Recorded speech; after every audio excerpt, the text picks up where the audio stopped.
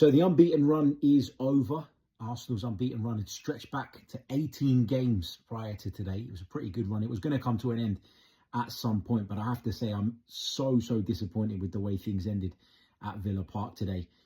I thought we started the game okay. There were some nice patterns of play, some nice moments, but you always felt that Aston Villa were capable of causing us problems on the break.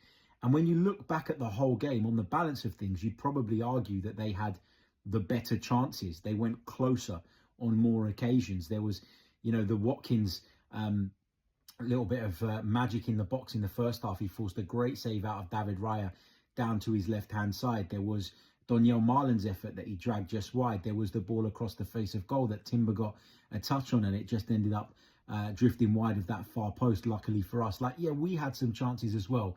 But most of the saves that Martinez made, I thought were routine saves, straight down his throat in a lot of instances. The changes Mikel made at half-time, they changed things for us. Gyökeres coming on just gave us a little bit more in terms of his running and the way he was kind of pulling people out of position.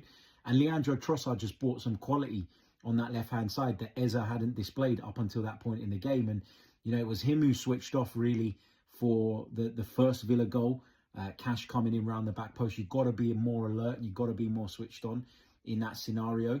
The equalising goal, brilliant play involving Odegaard, Saka, Trossard. Gyökeres' run took the defender away from Trossard as well, which just gave him that extra yard of space.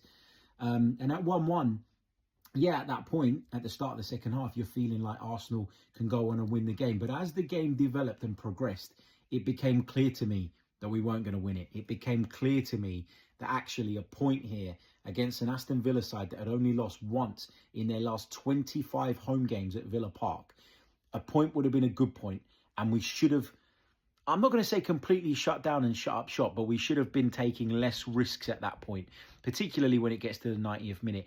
You got to start shutting the thing down. And a draw away at Aston Villa, people would argue it would be the third away draw on the trot for Arsenal, but you want to keep that unbeaten run going, and this is not an easy place to go.